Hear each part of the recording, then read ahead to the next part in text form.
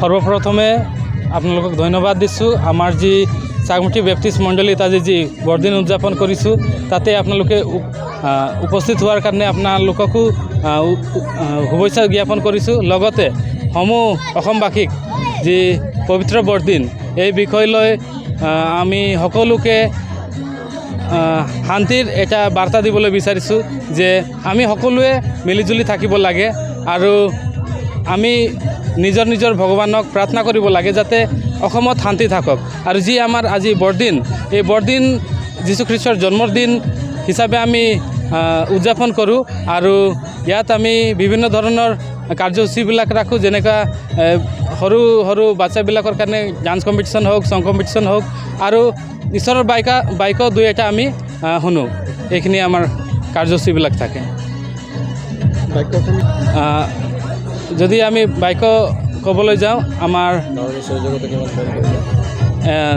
John লিখা 3 অধ্যায় 16 পদ মই ক'বলৈ বিচাৰিছোঁ।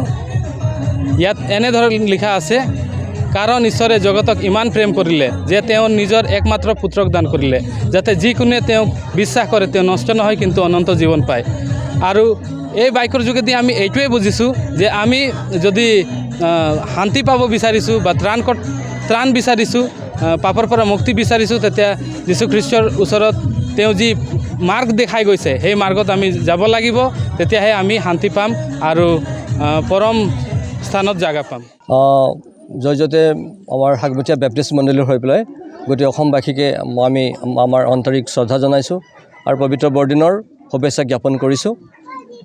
আজিৰ এই পবিত্ৰ বৰদিনৰ যোগেদি প্ৰভু যীশুখ্ৰীষ্টৰ যি শান্তি, প্ৰেম, আনন্দ তেওঁ পৃথিৱীৰ কাৰণে লৈ আহিছিলে, কঢ়িয়াই লৈ আহিছিলে, সেই শান্তি আৰু প্ৰেমৰ যি বাণী আজি আমি সৰ্গত কৰি আজিৰ আমাৰ পবিত্ৰ উপাসনাত আমি পালন কৰিছোঁ। পবিত্ৰ উপাসনাত এইখিনি বাক্য আমি আলোচনা কৰিছোঁ আৰু সমূহ ভাই ভনী হৈ একেলগতে মিলাপ্ৰীতিৰে পবিত্ৰ বৰদিন উদযাপন কৰিছোঁ। আজি কি কি কাৰ্যসূচী আমাৰ মূলতে ৰাতিপুৱাই কাৰ্যসূচী বুলি ক'লে আমাৰ সদায় যেনেধৰণৰ কাৰ্যসূচী থাকে ৰাতিপুৱাৰ পৰা আবেলিলৈকে, বিশেষকৈ আমাৰ আৰাধনা উপাসনা থাকে আৰু এই আৰাধনা উপাসনাৰ লগতে ঈশ্বৰৰ বাক্যসমূহ থাকে, স্তুতি প্ৰশংসা থাকে আৰু সৰু সুৰা ডান্স নৃত্য প্ৰতিযোগিতা থাকে। এইখিনিৰ ওপৰতে আমি প্ৰগ্ৰামবিলাক অৰ্গেনাইজ কৰোঁ।